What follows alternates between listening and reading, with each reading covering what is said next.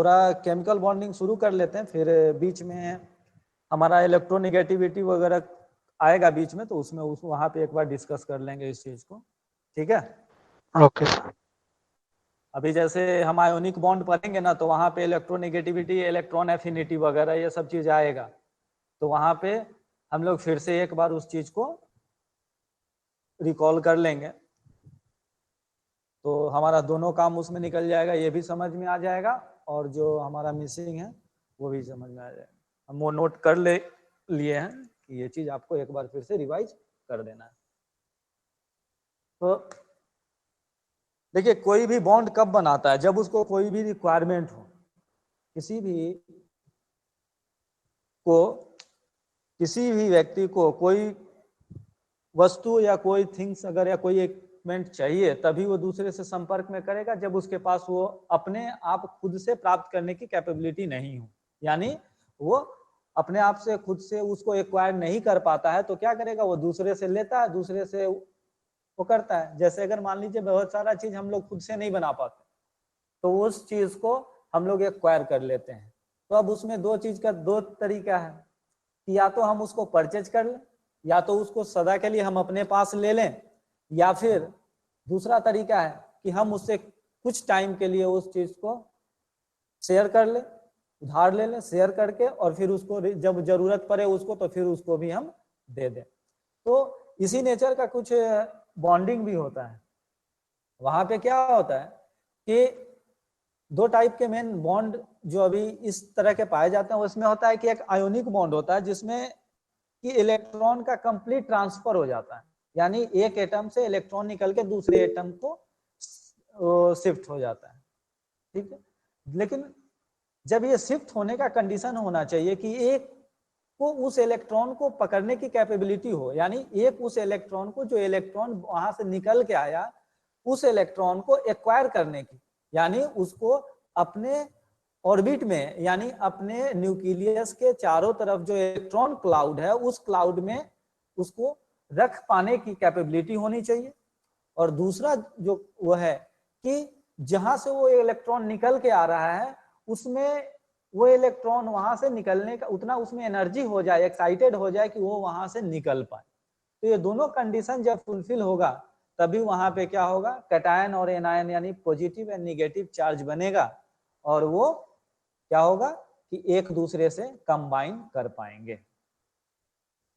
जैसे देखते हैं यहां पे, मान लीजिए ये दो एटम है,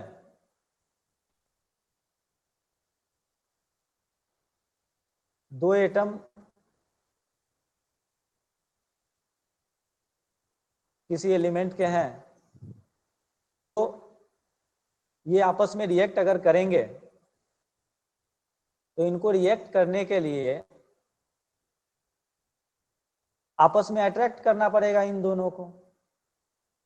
तो देखिए, ये मान लीजिए दो एटम है, एक का साइज बड़ा बनाया है मैंने, एक का साइज छोटा बनाया है, यानी एक जो अपने न्यूक्लियस से ज्यादा दूरी पर स्थित। तो देखिए यहाँ पे दो एटम है, एक थोड़ा साइज में बड़ा है और दूसरा थोड़ा साइज में छोटा हमने लिया, ये जानबूझ कर लिया ताकि और दोनों को इजिली ये हो सके, डिफाइन बता भी सके, और यहाँ पे समझ में भी थोड़ा ये आ जाए कि कौन सा इलेक्ट्रोपॉजिटिव और कौन सा इलेक्ट्रोनेगेटिव होगा। इलेक्ट्रोपॉजिटिव कहने का मतलब होगा कि वो पॉजिटिव चार्ज उस पर होगा टोटल, और इलेक्ट्रोनेगेटिव होगा यानी कि उसमें वो इलेक्ट्रॉन को, बाहरी इलेक्ट्रॉन को अपने पास अट्रैक्ट करके रख लिया है, जिसके कारण उस पर निगेटिव चार्ज आ चुका है। तो ये मान लेते एक एटम है और एक दूसरा ये एटम है। दोनों एटम में आप देखिए, एक का जिसका साइज लार्ज है, इसका जो बाहरी आउटर मोस्ट जो इलेक्ट्रॉन है यहाँ पे, और इस पे जो आउटर मोस्ट इलेक्ट्रॉन है, दोनों पे आपका जो न्यूक्लियर चार्ज होगा, जो इसको अपनी तरफ अट्रैक्ट करके रखेगा, वो अलग अलग होगा इसके डिस्टेंस के कारण। ये यहाँ से इतना दूरी पे स्थित है और ये यहाँ पे थोड़ा कम डिस्टेंस है इसका। तो दोनों में न्यूक्लियर चार्ज जो इफेक्टिव न्यूक्लियर चार्ज जो बोलते हैं जेड इफेक्टिव, जेड इफेक्टिव कहने का मतलब है कि इस पे लगने वाला इफेक्टिव फोर्स, इस इलेक्ट्रॉन पे लगने वाला इफेक्टिव फोर्स, यानी तो ये क्या होगा, इतना कम होना चाहिए, ये फोर्स इस पे, इस इलेक्ट्रॉन पे इतना कम होना चाहिए कि ये इलेक्ट्रॉन यहां से इसको छोड़ दे, ये इलेक्ट्रॉन यहां से लीव कर जाए और वो कहां चला जाए, इस एटम के पास वो चला जाए। जब यहां से निकल के इस एटम के पास अगर ये चला जाएगा तो यहाँ पे ये इलेक्ट्रॉन आ गया तो इस पे एक निगेटिव चार्ज आपको इंट्रोड्यूस हो जाएगा, और यहाँ पे एक इलेक्ट्रॉन कम हो जाएगा तो नेट यहाँ पे पॉजिटिव चार्ज आपका आ जाएगा। अब ये पॉजिटिव चार्ज हो गया और ये निगेटिव चार्ज हो गया। अब इन दोनों के बीच में एक अट्रैक्शन फोर्स आ जाएगा, एक फोर्स आ जाएगा जिसको हम लोग इलेक्ट्रोस्टैटिक फोर्स ऑफ अट्रैक्शन बोलते हैं, जो हमने फिजिक्स में पढ़ा भी होगा, ग्रेविटी वहां पे इलेक्ट्रिसिटी में, कि जब दो charge particle, opposite charge particle एक दूसरे के पास आते हैं तो उनमें एक फोर्स जनरेट हो जाता है, अट्रैक्शन फोर्स, जिसके कारण वो एक दूसरे की तरफ खींचे हुए चले जाते हैं, यानी एक दूसरे की तरफ वो अट्रैक्ट होने लगते हैं। तो वही चीज यहाँ भी होता है, जब ये कैटायन फॉर्म हो गया और यहाँ पे एनायन फॉर्म हो गया तो ये दोनों जो एटम है एक दूसरे से कंबाइन हो जाएंगे और यही आपको ये बॉन्ड बना लेंगे। और ये जो फोर्स इनके बीच में काम करता है, इलेक्ट्रोस्टैटिक फोर्स ऑफ अट्रैक्शन, यही कहलाता है बॉन्डिंग।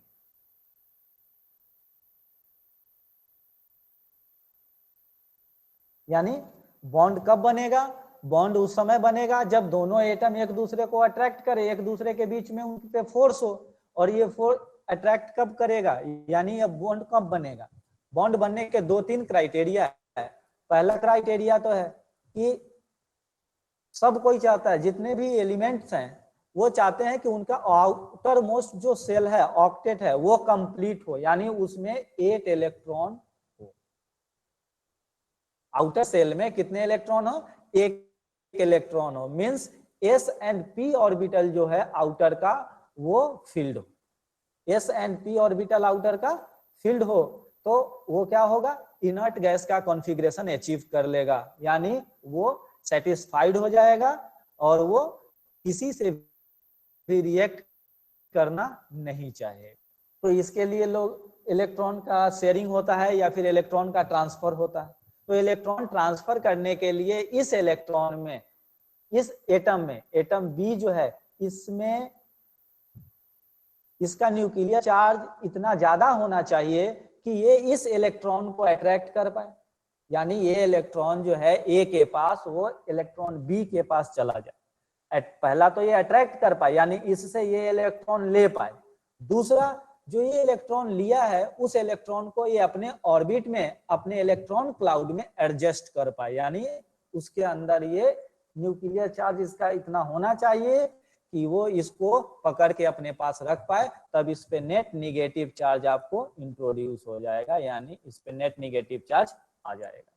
जब इस पे नेट निगेटिव चार्ज आया, इलेक्ट्रॉन इसने ले लिया, तो इस पे प्रोटॉन बढ़ गए, तो यहाँ पे आ गया आपका पॉजिटिव चार्ज प्रोटॉन, और ये दो चार्ज पार्टिकल हो गए, जिसके कारण ये आपस में, इसके बीच में इलेक्ट्रोस्टैटिक फोर्स ऑफ अट्रैक्शन काम करेगा और ये एक दूसरे के साथ कंबाइन हो जाएंगे और यहीं पे आयोनिक बॉन्ड फॉर्म हो जाएगा।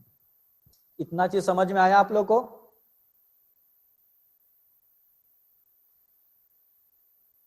बोलिए। हाँ सर। चलिए यस सर। हाँ, कोई बोल रहे थे?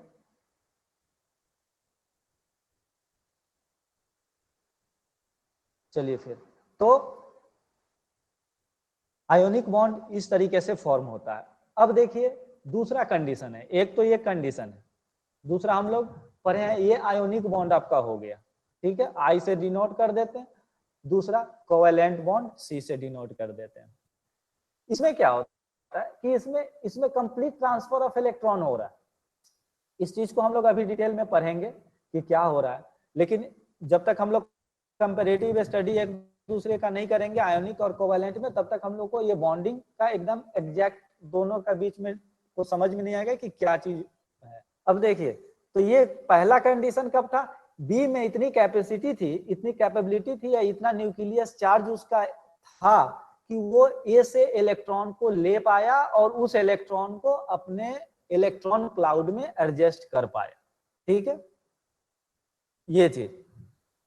दूसरा चीज, अगर ऐसा नहीं है, अगर मान लीजिए वो सेम टाइप का कंपाउंड, सेम टाइप का वो है, इलेक्ट्रोनिगेटिविटी अगर उसका सेम है, जैसे कार्बन के केस में होता, कार्बन को 4 इलेक्ट्रॉन देना है या फिर 4 इलेक्ट्रॉन उसको लेना है, तो ना वो 4 दे पाएगा ना 4 वो किसी से ले पाएगा, तो क्या कार्बन का भी बॉन्डिंग नहीं करेगा? कार्बन का बहुत ज्यादा बॉन्ड पाया जाता है।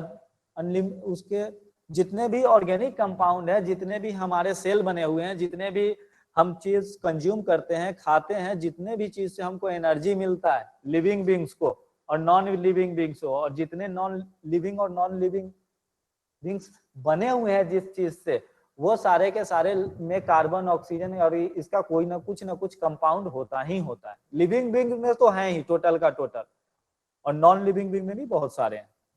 तो इतने सारे कंपाउंड है आपके कार्बन वगैरह, तो ये कैसे बॉन्ड बनाता है? मान लीजिए इसके पास एक इलेक्ट्रॉन है,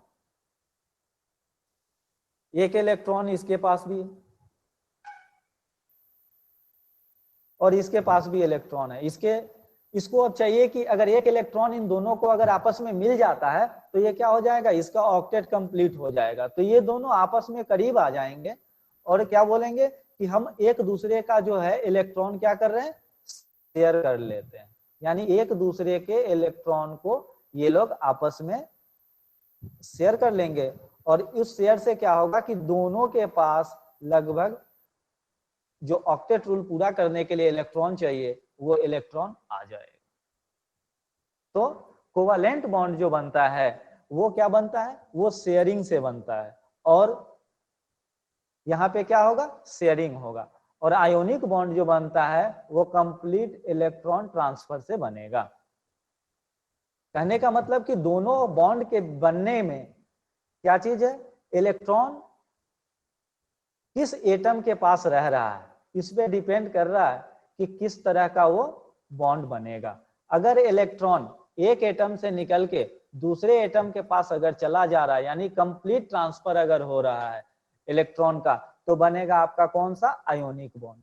अगर कंप्लीट ट्रांसफर नहीं हो रहा है, दोनों एटम अपने अपने इलेक्ट्रॉन को रिटेन कर रहे हैं, अपने पास रखे हुए हैं, इस एटम में मान लीजिए ए है ये और ये बी है, तो ए और बी में से किसी भी एलिमेंट्स में इतनी कैपेबिलिटी नहीं है कि वो दूसरे का एटम, दूसरे का इलेक्ट्रॉन जो है अपने पास अट्रैक्ट कर पाए। तो उस कंडीशन में इन दोनों के बीच अगर कंबाइन होना ही है तो म्यूचुअल शेयरिंग का, एक दूसरे से के साथ शेयर करने का ही एक ऑप्शन बच जाता है और उसी के साथ ये अट्रैक्ट होगा।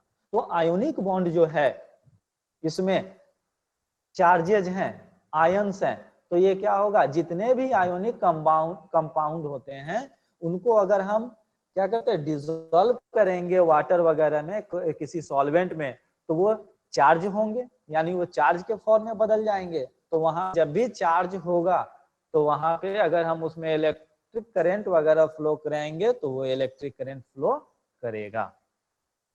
इसी कारण बोलते हैं कि वाटर में अगर हम लोग क्या नमक वगैरह या फिर साल्ट वगैरह या शुगर वगैरह डिसॉल्व कर दिए हैं तो वहां पे अगर करंट अगर वहां पे आएगा तो फिर वो करंट वहां पे फ्लो करेगा। लेकिन इन केस ऑफ प्योर वाटर, अगर प्योर वाटर हम लिए हैं तो वहां पे करंट फ्लो नहीं करता है। चलिए तो अब हम लोग अपना नोट्स वो चेक कर लेते हैं थोड़ा। यहाँ तक जो है कि आयोनिक कंपाउंड में क्या होता है ये समझ में आ गया। कोवेलेंट कंपाउंड में क्या होता है, आयोनिक कंपाउंड में इलेक्ट्रॉन ट्रांसफर होता है एक एटम से दूसरे एटम के बीच में। जो एटम इलेक्ट्रॉन को लूज करता है वो पॉजिटिव चार्ज बन जाएगा, कैटायन बनाएगा, और जो इलेक्ट्रॉन को रिसीव करेगा वो निगेटिव चार्ज और या बोले कि एनायन बनाएगा। और ये पॉजिटिव और निगेटिव चार्ज होने के कारण दोनों के बीच में फोर्स जनरेट होगा, अट्रैक्शन फोर्स, जिसे हम इलेक्ट्रोस्टैटिक फोर्स ऑफ अट्रैक्शन कहते हैं। उसका इफेक्ट ये होता है कि ये दोनों बॉन्डिंग में आ जाते हैं और ये दोनों एक मॉलिक्यूल के फॉर्म में कंबाइन हो जाते हैं। ठीक है, चलिए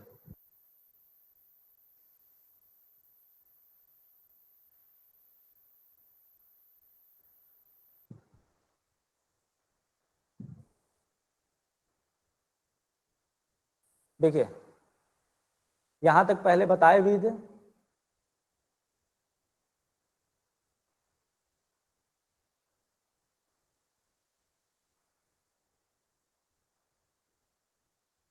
ऑक्टेट रूल्स।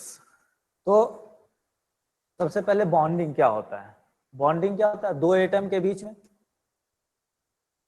या तो इलेक्ट्रॉन के ट्रांसफर से या शेयरिंग ऑफ इलेक्ट्रॉन से, जो आपस में जो दोनों कंबाइन करते हैं, आपस में जो दोनों के बीच में एक अट्रैक्शन फोर्स जनरेट हो जाता है, उसी फोर्स को हम लोग बॉन्डिंग बोलते हैं।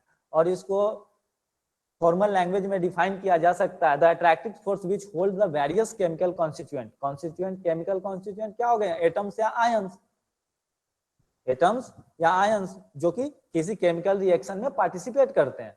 Various chemical constituent together in different chemical species, यानी अलग अलग तरह के केमिकल जो आपके कंपाउंड होते हैं, जो केमिकल जो हम लोग कंबाइन करके जो बॉन्ड बन के जो केमिकल स्पेसीज या केमिकल कंपाउंड बनते हैं, उसमें डिफरेंट एलिमेंट या डिफरेंट एटम या आयन को आपस में होल्ड करने वाला जो अट्रैक्टिव फोर्स होता है, उस अट्रैक्टिव फोर्स को हम लोग बॉन्ड बोलते हैं। तो ये बॉन्ड फॉर्मेशन होता क्यों है? बॉन्ड फॉर्मेशन, जब भी बॉन्ड फॉर्मेशन होगा और तो उसमें क्या होता है जनरली, अगर वो उसमें स्टेबिलिटी आनी चाहिए। कोई भी दो एलिमेंट बॉन्ड फॉर्म क्यों करेगा? जब उसको वो हायर एनर्जी स्टेट से लोअर एनर्जी स्टेट में पहुंचेगा, यानी एक्साइटेड से नॉन एक्साइटेड स्टेट में पहुंचेगा। तो जब लोअर एनर्जी स्टेट में पहुंचेगा तो वो स्टेबल होगा, यानी संतुष्ट होगा, सेटिस्फाइड होगा, तभी वो वहां पे पहुंचेगा। और क्या होगा वहां पे? जब वो स्टेबिलिटी बढ़ेगी तो एनर्जी वहां पे रिलीज होगा। तो reason for the formation of chemical bond, क्या क्या रीजन होते हैं बॉन्ड फॉर्मेशन के लिए? तो देखिए सब जितने भी पीरियोडिक टेबल जो अरेंज दिया गया है, उसमें जो सबसे लास्ट वाला यानी 18 कॉलम है, उसमें जितने भी एलिमेंट्स हैं सबके आउटर मोस्ट जो सेल हैं उसमें 8 इलेक्ट्रॉन है, यानी वो कंप्लीटली फिल्ड इलेक्ट्रॉनिक कॉन्फ़िगरेशन है उनका। उस इलेक्ट्रॉनिक कॉन्फ़िगरेशन को पाने के लिए, अचीव करने के लिए ईच एंड एवरी एटम जो है वो एक्वायर करना चाहता है वो इलेक्ट्रॉनिक कॉन्फ़िगरेशन। तो अब इलेक्ट्रॉन आएगा कहाँ? खुद के पास इलेक्ट्रॉन है नहीं, तो वो क्या करेंगे? दूसरे से कंबाइन करते हैं। कि दूसरे से कंबाइन करेंगे कि या तो उससे इलेक्ट्रॉन लेके या उससे शेयरिंग के थ्रू वो अपना क्या करते हैं? अपना ऑर्बिट को कंप्लीट करेंगे। ऑर्बिट जब कंप्लीट करेंगे तो वो क्या होगा? हायर एनर्जी स्टेट से लोअर एनर्जी स्टेट में पहुंचेंगे और लोअर एनर्जी स्टेट में पहुंचने पर एनर्जी रिलीज करेंगे। तो इसके लिए ये कॉम्बिनेशन या बॉन्ड फॉर्मेशन होता है। तो बॉन्ड फॉर्मेशन के दौरान आपको क्या क्या होगा? अगर दो एटम मिलके कंबाइन हो रहा है तो दोनों का एनर्जी जो है, जो पार्टिसिपेटिंग एटम्स हैं उसका एनर्जी जो है रिड्यूस होगा, यानी वो स्टेबल मॉलिक्यूल बनाएगा। एनर्जी रिलीज होना, और एनर्जी जब रिलीज होगा तो स्टेबल मॉलिक्यूल बनेगा। ये चीज समझ में आया कि नहीं आया? तो बताइए।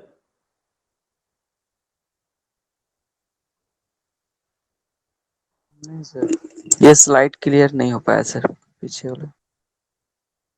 वाला चलिए जी। देखिए जब हम किसी चीज को, जैसे गैसियस मॉलिक्यूल, गैस का वो है, गैस में अगर क्या करते हैं, बोलते हैं कि अगर गैस को अगर हम गर्म करेंगे या किसी भी चीज को गर्म करते, जैसे पानी को ही गर्म करते हैं, तो आप उसमें देखेंगे कि अगर पानी अगर ठंडा है, वाटर अगर बिल्कुल ठंडा है तो उसमें मूवमेंट बिल्कुल नहीं हो रहा। अगर उसमें हम एनर्जी देने लगेंगे तो उसके जो मॉलिक्यूल होते हैं या उसके जो कॉन्स्टिट्यूएंट पार्टिकल्स हैं वो क्या होते हैं कि नीचे से ऊपर की तरफ रोटेट होने लगते हैं, मूव होने लगते हैं। तो क्या होता है कि जैसे ही हम किसी चीज को एनर्जी देते हैं तो वो क्या होता है, उसका वो अपना काइनेटिक एनर्जी बढ़ाने लगता है। मॉलिक्यूलर थ्योरी ऑफ एटम पढ़े आप लोग? मॉलिक्यूलर थ्योरी ऑफ ये मैटर, थोड़ा सा कुछ सर। हाँ? तो मॉलिक्यूलर थ्योरी ऑफ मैटर क्या बोलता है, जैसे सॉलिड के कंडीशन में भी होता है, ये किसी भी चीज को बोला जाता है ना कि जब हम हीट देते हैं तो उसका एनर्जी बढ़ जाता है, एनर्जी बढ़ जाने के कारण क्या होता है, उसका वॉल्यूम जो है एक्सपेंड कर जाता है। जैसे किसी भी चीज को बोला जाता है कि ये रॉड है या लोहे का कोई टुकड़ा है या फिर कोई मेटल का प्लेट वगैरह है, तो उसको बोला जाता है कि जैसे हम हीट देंगे तो ये फैलेगा। बहुत सारा क्वेश्चन आता है साइंस के उसमें कि रेलवे के पटरी में गैस क्यों छोड़ा जाता है ज्वाइंट के पास, याद है कुछ? वो ठंड के मौसम में हाँ? हीट के वजह से ठंड के वो मौसम में, सिकुड़ ठंड के जाता है मौसम सर। में सिकुड़ता है और गर्मी के यस मौसम सर, में क्या होता है, वो थोड़ा सा फैल जाता है। एक्सपेंड। तो ऐसा क्यों होता है? ऐसा होता है हीट के कारण, ये समझ गए, लेकिन ऐसा उसके अंदर क्या बदलाव आता है ये बताता है केमिस्ट्री। मॉलिक्यूल्स। हाँ, तो मॉलिक्यूल देखिए क्या होता है कि जैसे हीट बढ़ेगा तो उसके मॉलिक्यूल का एनर्जी बढ़ जाएगा, तो अपने मेन पोजीशन पे जहां पे वो प्लेस्ड है सॉलिड में वहां से वाइब्रेट करने लगेगा।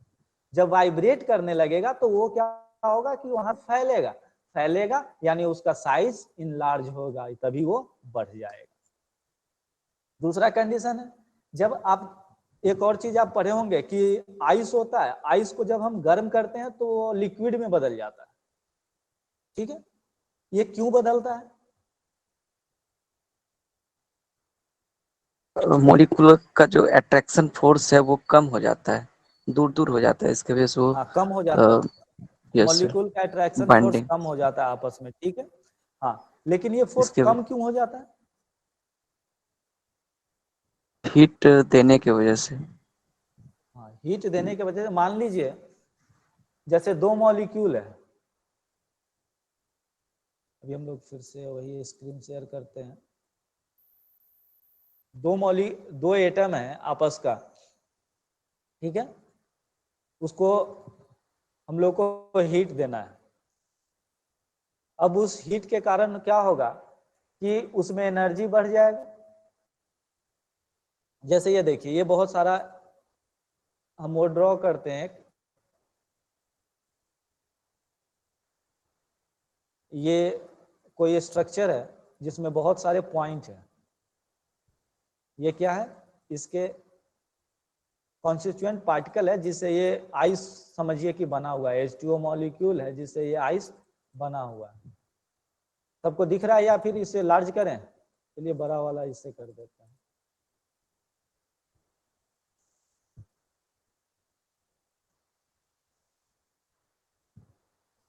अब ये देखिए, अब इसमें जब हम इनको हीट देंगे तो ये क्या होगा कि इनके बीच का जो फोर्स ऑफ अट्रैक्शन है वो कमजोर पड़ने लगेगा।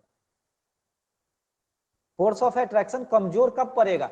जब ये दोनों मॉलिक्यूल जो है इसको हम एनर्जी दें कि, और इतना एनर्जी दे दें, जैसे मान लीजिए यहाँ पे दो चीज टैग किया हुआ है, ए और बी,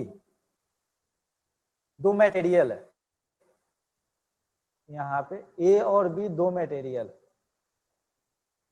और इसको क्या कर रहे हैं कि हम किसी थ्रेड से बांधे हुए हैं, किसी धागे से इसको ए और बी को बांध दिए हुए हैं। ये धागा तोड़ने के लिए क्या चाहिए? ए को कुछ एनर्जी, ए एनर्जी इधर, बी इधर की तरफ लगाए और ए इधर की तरफ लगाए, यानी दोनों इस धागे पर जब प्रेशर डालेंगे, खिंचाव डालेंगे, तभी ये धागा टूट जाएगा यहाँ से कहीं से, और यस सर। तभी ये अपने आप को सेपरेट कर पाएंगे, और सेपरेट कर पाएंगे तो ये कहीं भी किसी भी डायरेक्शन में जैसा इन पे एनर्जी है उस स्टेट में ये उधर जा सकते हैं। तो वहां यहाँ पे भी सेम वही चीज होता है कि ये जो आपस का जो इनका ये है मॉलिक्यूल, ये जो मॉलिक्यूल दो जो एटम कंबाइन होके या दो कॉन्स्टिट्यूएंट पार्टिकल जो कंबाइन होके ये बॉन्डिंग में जो आए हुए हैं, अगर इनको ब्रेक करना है, तोड़ना है, तो इसमें इन दोनों पार्टिकल पे उतना एनर्जी मिलना चाहिए जितना ये बॉन्ड फॉर्म होते समय छोड़ा था, ठीक है? जैसे मान लीजिए कि दो लोग अगर, दो पार्टिकल अगर दो चीज यहाँ आके बॉन्डिंग में बनाया है, यहाँ बॉन्ड बना लिया एक, ठीक है? ये मान लेते हैं निगेटिव पार्ट है और ये पॉजिटिव पार्ट, थोड़ा बड़ा साइज कर देते हैं, दिखेगा आप लोग। ये निगेटिव पार्ट है और ये पॉजिटिव पार्ट। अब इन दोनों के बीच में बॉन्डिंग बनेगा, ठीक है। अब इस बॉन्ड को बनने में जितना एनर्जी रिलीज हुआ है, यानी जितने स्टेबिलिटी इसमें आया है, उसके अकॉर्डिंगली कुछ ना कुछ इसमें एनर्जी क्या होगा, रिलीज हुआ होगा। उस रिलीज एनर्जी को हमको इसको देना पड़ेगा, तभी हम इसको तोड़ पाएंगे। जैसे हम लोग क्या करते हैं, एक ये हमारा जो मॉलिक्यूल था, मान लीजिए आइस का, अगर ये आइस बन गया है तो इसको हम लोग उतना हीट देंगे ताकि ये 0 डिग्री टेम्परेचर तक जा सके, और 0 डिग्री टेम्परेचर पे जाके जो इसका लेटेंट हीट है, जिसको हम लोग हिंदी में गुप्त उष्मा बोलते हैं, उतना एनर्जी ये एक्वायर करेगा, यानी उतना इसको ये बॉन्ड जो है इसके बीच में जो बन गया है अट्रैक्शन फोर्स, उस चीज को तोड़ने में इसको लग जाए। और यही जो है, जो पूरा का पूरा जो लेटेंट हीट जो हम बोलते हैं, वो वही बॉन्ड एनर्जी में यूटिलाइज हो जाता है, उस बॉन्ड के एनर्जी को ब्रेक करने में, और तब ये कन्वर्ट हो जाता है आपको लिक्विड में। इसलिए बोलते हैं कि जब तक आइस लिक्विड में टोटली कन्वर्ट नहीं होता, तब तक उसका टेम्परेचर लिक्विड का राइज नहीं करता है, बढ़ता नहीं है।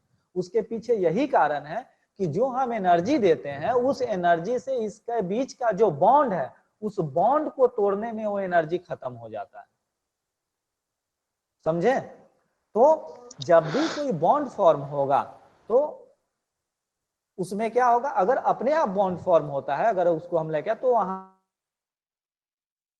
पे कुछ ना कुछ रिलीज होगा। अगर रिलीज होगा तभी वो बॉन्ड स्टेबल होगा, नहीं तो उस बॉन्ड को फॉर्म करने में, इस बॉन्ड को बनाने में हमको एनर्जी देना पड़ेगा। जैसे हम लोग केमिस्ट्री में पढ़ते हैं नीचे क्लासेस में, एक्सोथर्मिक रिएक्शन और इंडोथर्मिक रिएक्शन पढ़े हैं? Yes sir. तो एक में क्या होता है, एनर्जी दिया जाता है, एक में एनर्जी लिया जाता है। जो इसमें एनर्जी दिया जाता है, बिना एनर्जी दिए वो रिएक्ट नहीं करेगा, ठीक है। और जिसमें एनर्जी रिलीज होता है, तो वहां पे क्या होता है, वहां पे एनर्जी वो अपने आप स्पॉन्टेनियस रिएक्शन होता है, वो खुद, अगर वहां पे दोनों आ गए हैं, दोनों पार्टिकल अगर आ गए हैं, तो वो आराम से आपस में रिएक्ट कर लेंगे और वहां पे एनर्जी रिलीज हो जाएगा। तो क्या होता है, लोअर एनर्जी स्टेट से हायर एनर्जी स्टेट में जाने के लिए हमको क्या करना पड़ता है, एनर्जी सप्लाई करना पड़ता है, और हायर एनर्जी स्टेट से लोअर एनर्जी स्टेट में जाने के लिए हमको एनर्जी रिलीज,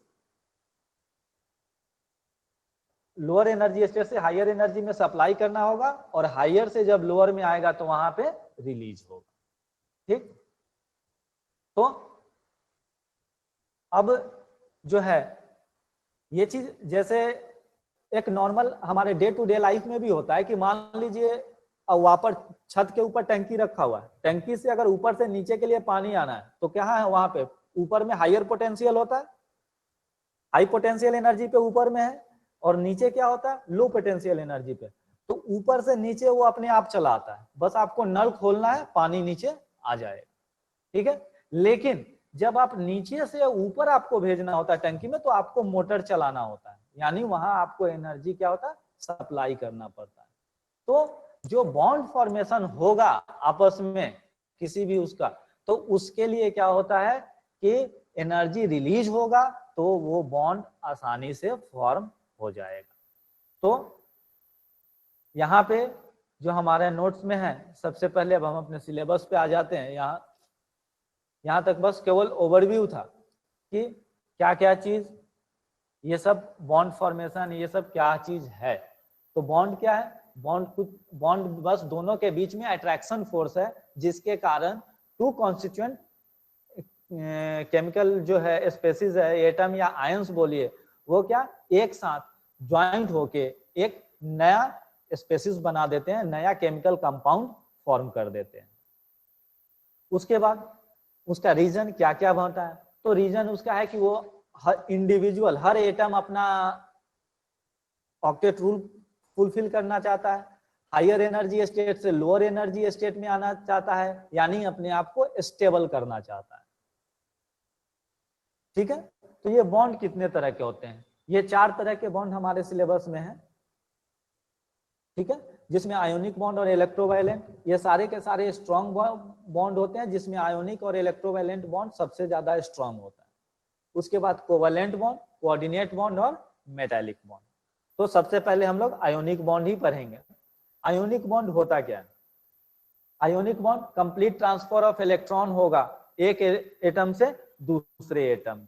जैसे मान लीजिए सोडियम क्लोराइड या पोटेशियम क्लोराइड का भी उस दिन आप लोग को बताया था। तो क्या करता है, पोटेशियम जो है एक इलेक्ट्रॉन अपना लूज करता है और क्लोरीन उस इलेक्ट्रॉन को रिसीव कर लेता है और वहां पे पोटेशियम कैटायन बना दिया और क्लोरीन एनायन बना दिया, और दोनों आपस में एक अट्रैक्शन फोर्स के कारण एक दूसरे से बंध जाते हैं, जुड़ जाते हैं और बॉन्ड फॉर्म हो जाता है, और वो कहलाता है KCl, पोटेशियम क्लोराइड। और वैसा ही NaCl के कंडीशन में भी होता है, सोडियम और क्लोरीन आपस में मिलके NaCl बनाते हैं, जो कि हम यूटिलाइज भी करते हैं एज ए साल्ट। तो इसके लिए क्या क्या कंडीशन होना चाहिए? जनरली नॉन मेटल और मेटल दोनों जब कंबाइन होते हैं तो ये आयोनिक बॉन्ड बनाते हैं। और नॉन मेटल खासकर S ग्रुप के एलिमेंट्स, और इधर क्लोरीन फ्लोरीन ये P ब्लॉक के यानी 17 और 16 वाले जो हैं कॉलम के, वो जब कंबाइन होते हैं तो ये दोनों ज्यादातर आयोनिक बॉन्ड ही बनाते हैं। तो उसके लिए क्या क्या होना चाहिए? सबसे पहला मेटल का, तो मेटल का लो आयनाइजेशन इंथैल्पी। आयनाइजेशन इंथैल्पी का कहने का मतलब होगा कि इलेक्ट्रॉन रिलीज करने के लिए कम एनर्जी चाहिए हो। यानी अगर कोई मेटल है, मान लीजिए सोडियम है, सोडियम को इलेक्ट्रॉन लूज करना है, तो इलेक्ट्रॉन लूज करने के लिए उस जो इलेक्ट्रॉन उसको मतलब एनर्जी लगे किसी एटम को, वो कम से कम होना चाहिए। यानी जल्दी अगर इलेक्ट्रॉन लूज कर देगा, जो जितना जल्दी इलेक्ट्रॉन लूज कर देता है, यानी जिसके आउटर मोस्ट ऑर्बिट पे जितना कम न्यूक्लियस का इफेक्ट है, वो उतना जल्दी इलेक्ट्रॉन लूज कर देगा, यानी उसका आयनाइजेशन इंथैल्पी उतना कम होगा। तो जिसका सबसे कम आयनाइजेशन इंथैल्पी होगा वो हाईली रिएक्टिव होगा, यानी कैटायन जल्दी फॉर्म कर देगा।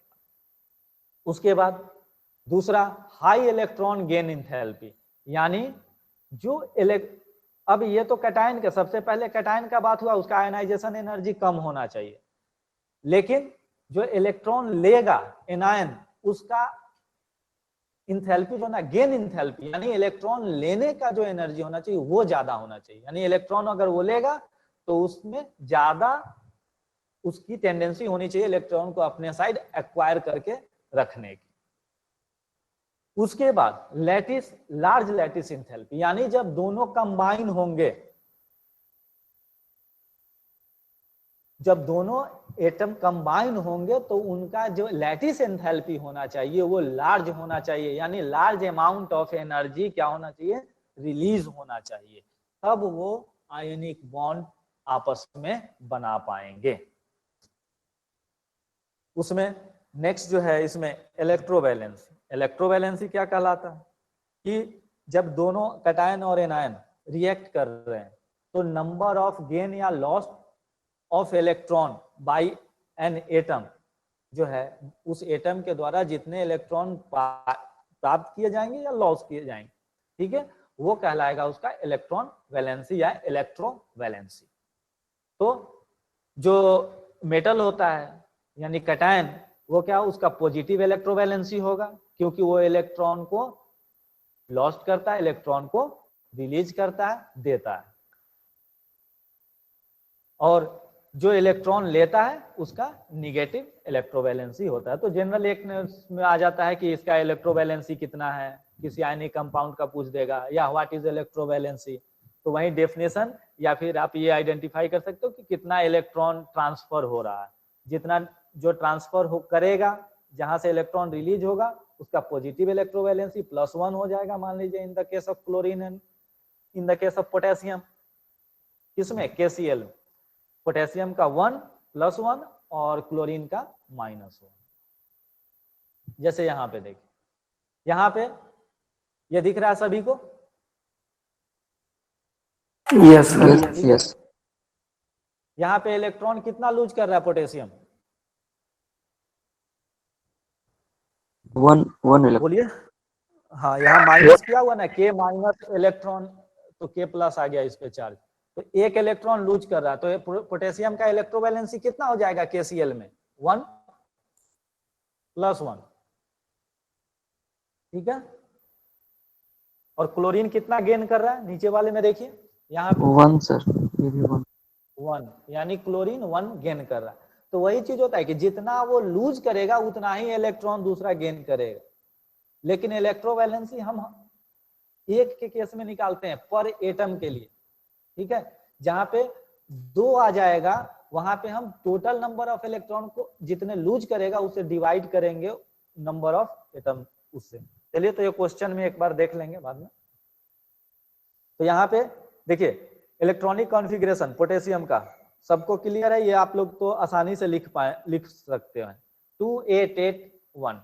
तो इसके आउटर मोस्ट सेल में 8 इलेक्ट्रॉन हो जाए तो ये क्या करेगा, ये 1 इलेक्ट्रॉन जो यहाँ पे पाया जा रहा है उस 1 इलेक्ट्रॉन को रिलीज करना चाहेगा, ताकि ये 1 इलेक्ट्रॉन को क्या करे, छोड़ दे।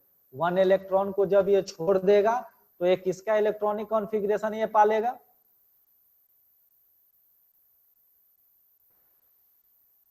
पोटेशियम से 1 इलेक्ट्रॉन माइनस कर देंगे तो किसका इलेक्ट्रॉनिक कॉन्फ़िगरेशन हो जाएगा? Chlorine, no, argon. आर्गन का, सही है। क्लोरीन का तो और एक माइनस। और क्लोरीन अगर एक इलेक्ट्रॉन पालेगा तो किसका इलेक्ट्रॉनिक कॉन्फ़िगरेशन हो जाएगा वो? आर्गन का सर। आर्गन का। तो यहाँ पे देखिए जब कंपाउंड ये बना KCl तो पोटेशियम को भी कौन सा इलेक्ट्रॉनिक कॉन्फ़िगरेशन मिला? आर्गन का। और क्लोरीन को कौन सा एटॉमिक कॉन्फ़िगरेशन मिला? आर्गन का। यानी दोनों जो है अपने आउटर मोस्ट ऑर्बिट में इलेक्ट्रॉन कंप्लीट कर लिए, तभी ये कंपाउंड बना है और तभी ये स्टेबल कंपाउंड है। समझे? तो अगर जितना भी जो भी नेचर में आपको चीज दिख रहा है वो स्टेबल कंडीशन में है, यानी वो कंपाउंड अगर कंपाउंडेड फॉर्म में है तो भी अपने से एक दूसरे से मिलके वो स्टेबल आ गया है। अगर जो अनकंपाउंडेड डायरेक्ट उस फॉर्म में पाया जाता है तो वो भी क्या है कि अपने आप में वो सेटिस्फाइड है उसका इलेक्ट्रॉनिक कॉन्फ़िगरेशन। तो यहाँ पे क्या हुआ, ये जितने भी reaction cation formation, anion formation किस लिए हुआ? सब का सब किया किस लिए? कि उसका आउटर मोस्ट जो इलेक्ट्रॉनिक कॉन्फ़िगरेशन है वो कंप्लीट हो जाए, यानी वो स्टेबल हो जाए, स्टेबल स्टेट में चला जाए। पोटेशियम भी एक इलेक्ट्रॉन लूज कर दिया आर्गन का इलेक्ट्रॉनिक कॉन्फ़िगरेशन पाने के लिए, क्योंकि उसके नजदीक में वही इनर्ट गैस है। क्लोरीन भी एक इलेक्ट्रॉन को गेन किया ताकि उसका जो है इलेक्ट्रॉनिक कॉन्फ़िगरेशन आर्गन के इक्विवेलेंट हो जाए और वो भी जो है इनर्ट गैस इलेक्ट्रॉनिक कॉन्फ़िगरेशन को प्राप्त कर ले। ठीक है। यस। चलिए, इसके बाद दूसरा हमारा आता है कि अब रिएक्शन कैसे होगा। या तो हमको एटम दोनों डायरेक्टली कंबाइन हो जाए एलिमेंट से, या दूसरा प्रोसेस है कि जो हम लोग रिएक्ट करवाते हैं अगर वो नेचुरली मिलके आपस में क्या करे, रिएक्ट हो जाए। या फिर दूसरा मेथड जो है कि हम उसको जो रिएक्ट करवाते हैं तो वहां पे क्या करते हैं कि जैसे रिएक्टेंट मेटल को हम लोग लिए उसको वेपर में चेंज किए, यानी उसके गैसियस स्टेट में कन्वर्ट किए, इतना उसको हीट किए कि वो गैसियस स्टेट में कन्वर्ट हो जाए। गैसियस स्टेट में कन्वर्ट करने के पीछे क्या लॉजिक हो सकता है, बताइए?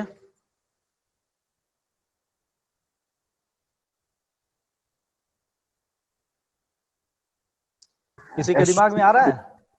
H2O या CO2 से रिएक्शन ऐसा कुछ।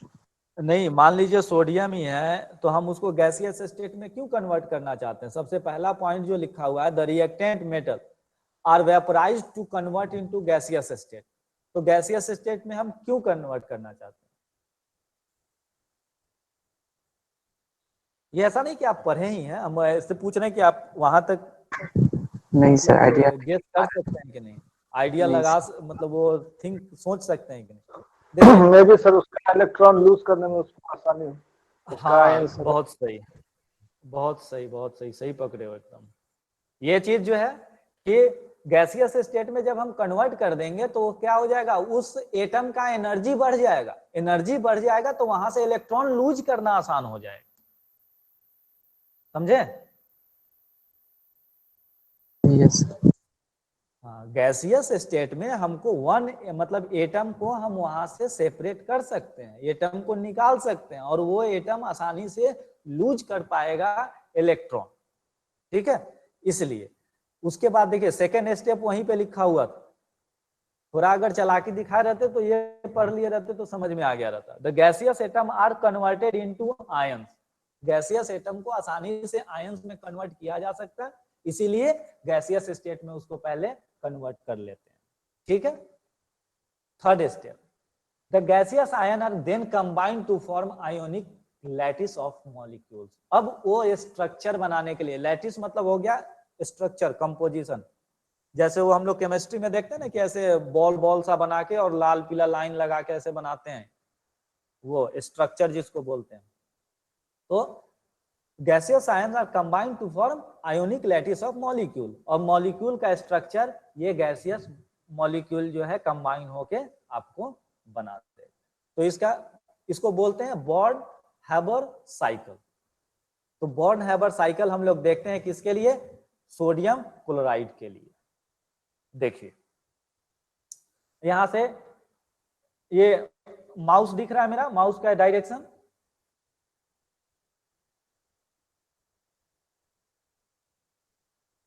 देखिए यहाँ पे सोडियम सॉलिड दिख रहा है, यहाँ पे NaS। Yes sir. Yes sir. तो यहाँ से सोडियम सॉलिड, सोडियम को जो सॉलिड था उसको सब्लिमेट किया, सब्लिमेशन प्रोसेस होता है, वहां पे क्या करते हैं सॉलिड से डायरेक्ट हम लोग चेंज कर देते हैं किसमें, गैसियस स्टेट में। तो यहाँ पे क्या बन गया, सोडियम गैस बन गया, ठीक है। अब जो सोडियम गैस बन गया तो जितना इसको आयनाइजेशन एनर्जी चाहिए, यानी जितना इसको एनर्जी चाहिए गैस, एक गैस एटम को एक सोडियम आयन में बदलने के लिए, उतना एनर्जी हम इसको प्रोवाइड किए और ये क्या बन गया, सोडियम आयन, ठीक है। अब ये जो सोडियम आयन बना वो क्या करेगा, रिएक्ट करेगा किससे, क्लोरीन के आयन से। तो अब क्लोरीन का आयन कैसे, कहां से बनेगा, क्लोरीन का आयन जैसे देखिए ये Cl2 इसलिए लिखा हुआ है कि क्लोरीन जो है वो Cl फॉर्म में नहीं पाया जाता, मॉलिक्यूलर फॉर्म में पाया जाता Cl2 में, ठीक है। तो यहाँ पे हम जब इसको बैलेंस करते हैं तो यहाँ पे 2 करते हैं, 2Na करते हैं इसीलिए, ठीक है। तो यहाँ पे चूंकि हमको 1 एटम का रिएक्शन दिखाना है इसलिए 1/2 Cl2 लिए, ठीक।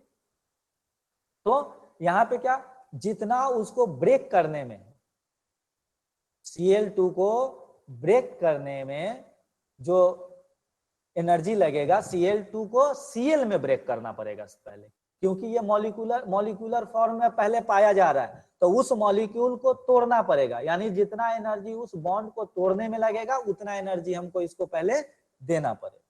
वो एनर्जी हमने दिया हाफ D, यानी इंथैल्पी ऑफ डिसोसिएशन, ठीक है, उतना हमने इसको एनर्जी दिया, ये बॉन्ड टूट के Cl में बदल गया, यानी एक एटम में चेंज हो गया। अब यहाँ पे क्या होगा कि ये जो सोडियम ने इलेक्ट्रॉन छोड़ा है उस इलेक्ट्रॉन को ये रिसीव करेगा, क्लोरीन, क्लोरीन जो है उस इलेक्ट्रॉन को रिसीव करेगा और यहाँ पे एनर्जी रिलीज करेगा, ठीक है। -E का मतलब होगा कि एनर्जी क्या करेगा, वो रिलीज करेगा, छोड़ेगा।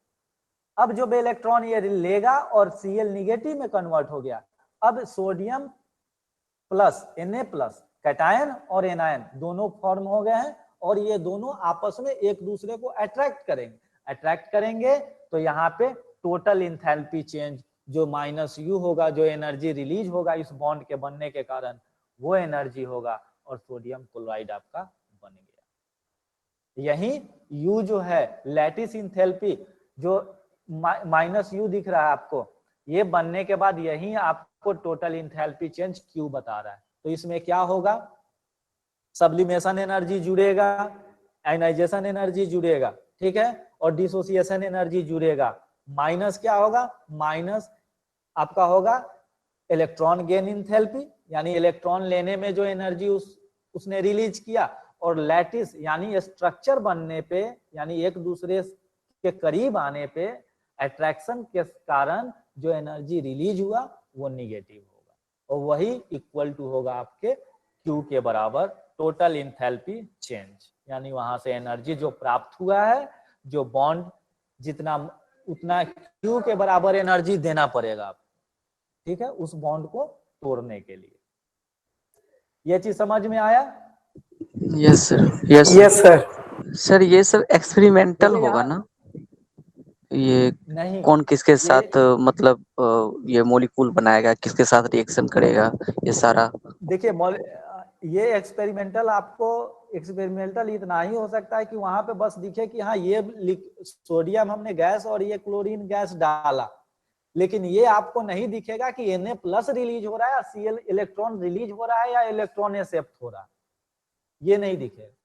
कोई भी जैसे हम लिक्विड मान लीजिए लेते हैं, रिएक्शन कराते हैं, जैसे हम नॉर्मली वाटर ये कार्बन का ही रिएक्शन करवाते हैं ऑक्सीजन के साथ, जो कार्बन डाइऑक्साइड बनता है तो हमको जलते हुए दिखता है, समझे? यस सर, बीच का हमको जो प्रोसेस नहीं दिखता। आउटकम आता है वो दिखता है, बीच का प्रोसेस हमको नहीं दिखता, यस सर। वो सडन चेंज होता है। ये हम जब पढ़ा रहे हैं तब इतना बड़ा सा दिख रहा है, नहीं जब सर, वो मेरा होगा। का एक और मतलब था कि ये हमको कैसे पता चलेगा ये इसी के साथ, मतलब एक एटम जो है कौन सा एटम के साथ रिएक्शन करेगा। हम ऐसा भी तो हो सकता है कोई भी एटम के साथ दूसरे को भी इतना 108 एलिमेंट है, किसी के साथ भी हम करा सकते हैं, मिला करके कुछ भी हाँ बोल सकते हैं। तो वो हाँ पहले से प्लानिंग होगा ना कि ये इसी के साथ रिएक्शन करेगा, तब कुछ नया प्रोडक्ट बनाएगा। हाँ, सब एलिमेंट, सब जितने भी एलिमेंट होते हैं सबको आइडेंटिफाई करने का, उसका फिजिकल एंड केमिकल प्रॉपर्टी के बेसिस पे हम आइडेंटिफाई करते हैं कि कौन सा एलिमेंट ये है।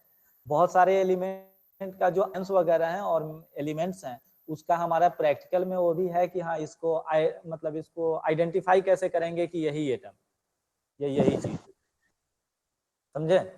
यस, उसके वो चीज है। प्रॉपर्टी बेसिस पर हम हाँ रिएक्ट करा सकते उसके हैं। प्रॉपर्टी के बेसिस पे, उसका केमिकल बिहेवियर और फिजिकल बिहेवियर, इसीलिए हम लोग केमिकल और फिजिकल बिहेवियर दोनों पढ़ते हैं ताकि यस उसको हम आइडेंटिफाई कर सकें। नॉर्मली हम जैसे मेटलर्जी जब पढ़ेंगे ना, तो वहां पे हम लोग देखते हैं, पढ़ेंगे कि आयरन ओर है तो इसका ऐसा स्ट्रक्चर होता है, ऐसा रंग होता है, ऐसा उसका बिहेवियर होता है, इसके साथ ऐसा रिएक्ट करेगा।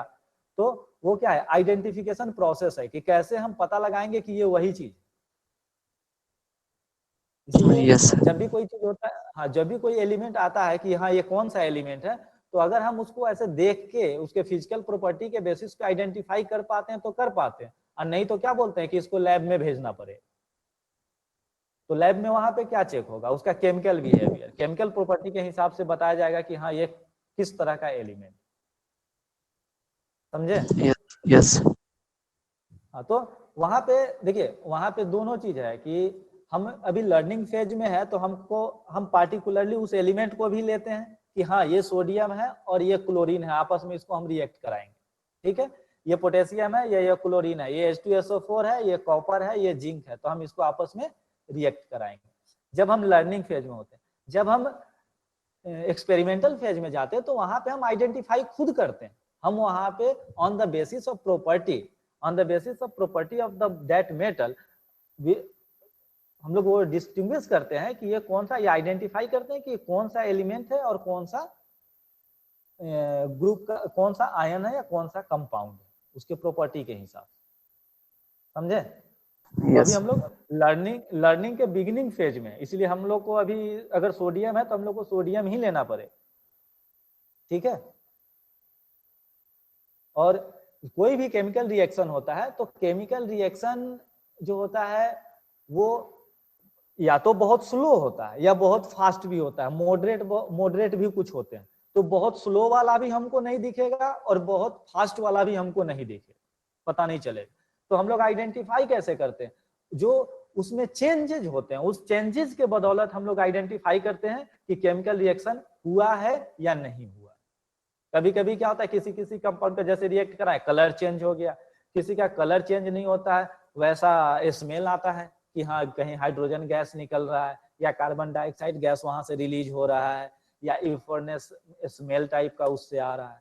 तो उसके बेसिस पे हम लोग आइडेंटिफाई कर सकते हैं कि रिएक्शन हुआ है या नहीं हुआ। ठीक है, तो यहाँ यस हम लोग जो पढ़ेंगे वही चीज है कि हाँ ये बॉन्ड फॉर्मेशन क्या होता है, कितने तरह के बॉन्ड होते हैं, ये आपस में एक दूसरे से कंबाइन क्यों करते हैं, एक दूसरे से जुड़ते क्यों, तो जुड़ना क्यों होता है, जब जुड़ेंगे तभी जब उनको दोनों का उसमें फायदा, और दोनों का फायदा ये होता है कि दोनों स्टेबल कंडीशन में चले जाते हैं जहां से वो फर्दर डिस्टर्बेंस नहीं चाहते। आप ही जैसे होता है कि ट्रेन में खड़े रहते हैं इधर उधर नजर घुमाते रहते हैं कि कहीं भी हमको थोड़ा बैठने का जगह मिल जाए, बैठने का जगह मिल गया वहां पे जाके सेटल डाउन हो जाते हैं, फिर जब देखते हैं कि थोड़ा और लेटने का जगह मिले तो फिर बैठे। अब कोई ये सोचता है कि अगर हम बैठे हुए हैं एकदम सोए हुए हैं तो हमको कोई आके बोले कि अरे तुम उठ जाओ खड़े हो जाओ हमको सोना है, तो कोई ऐसा हो चाहेगा कि ऐसा हो पाए? नो सर नहीं होता ना।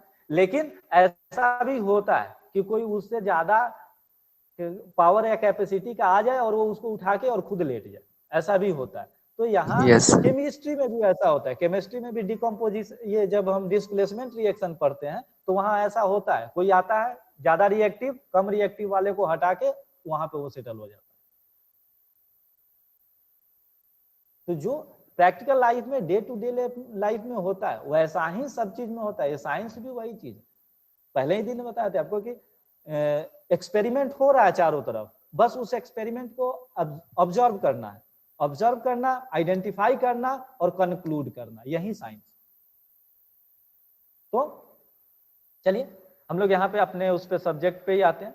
तो यहाँ पे देखिए सोडियम क्या हुआ, सोडियम जो सॉलिड स्टेट में था गैसियस स्टेट में कन्वर्ट किया, आयन में कन्वर्ट किया, इस क्लोरीन को भी डिसोसिएट किया, पहले डिसोसिएशन एनर्जी दिया, यानी उसको क्या किया, क्लोरीन मॉलिक्यूल से क्लोरीन एटम में तोड़ा, क्लोरीन एटम से फिर एनर्जी रिलीज हुआ, क्यों, क्योंकि वो इलेक्ट्रॉन लिया, जब इलेक्ट्रॉन लेगा तो मतलब एक्साइटेड स्टेट से उसका ऑर्बिट फुल हो गया तो वो कहाँ चला जाएगा, लोअर एनर्जी स्टेट में, लोअर एनर्जी स्टेट में जाएगा तो एनर्जी इसीलिए वो रिलीज करेगा।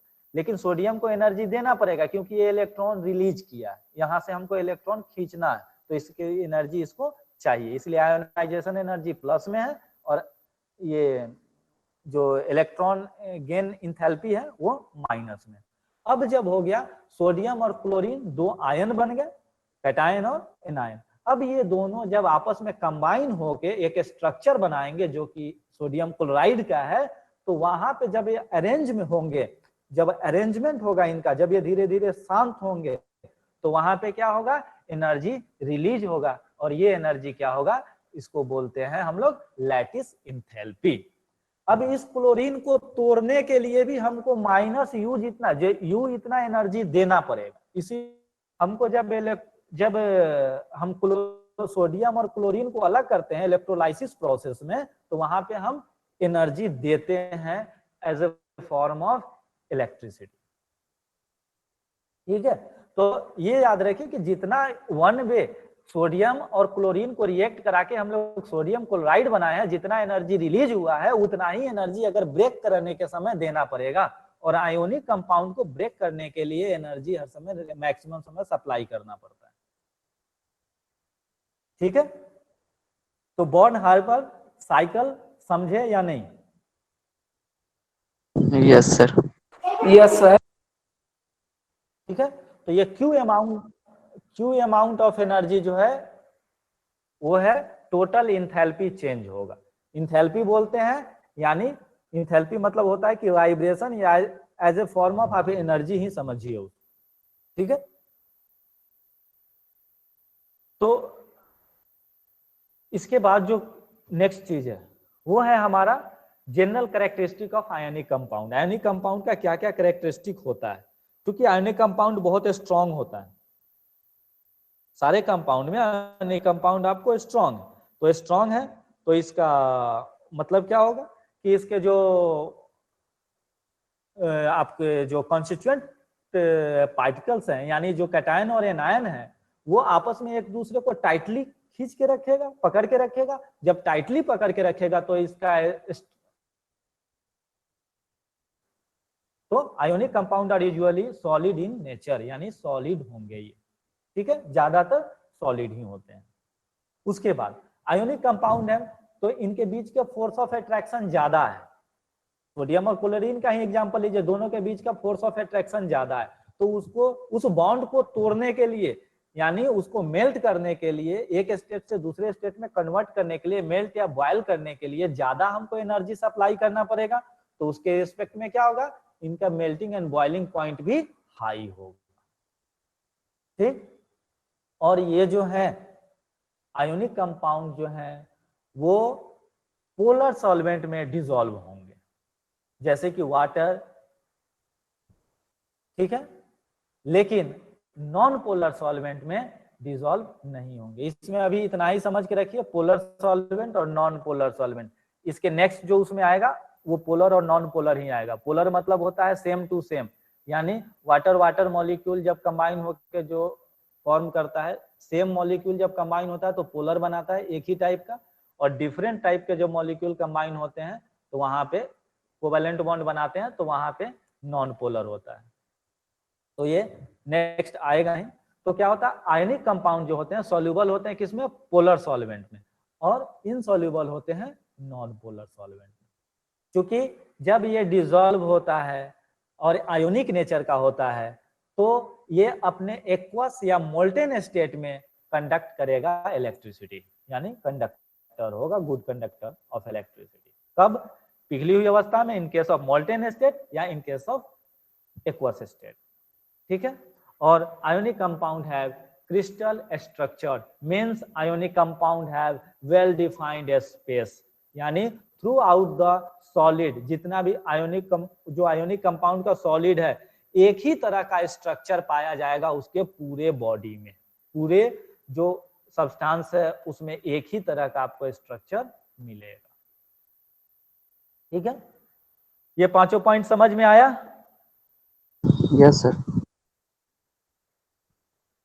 Yes sir. चलिए, तो ये आज हम कोशिश करेंगे कि ये नोट्स वगैरह दे दिया जाए, लेकिन यहाँ तक अगर किसी को स्नैप वगैरह लेना है तो कोई पेज बोलिए।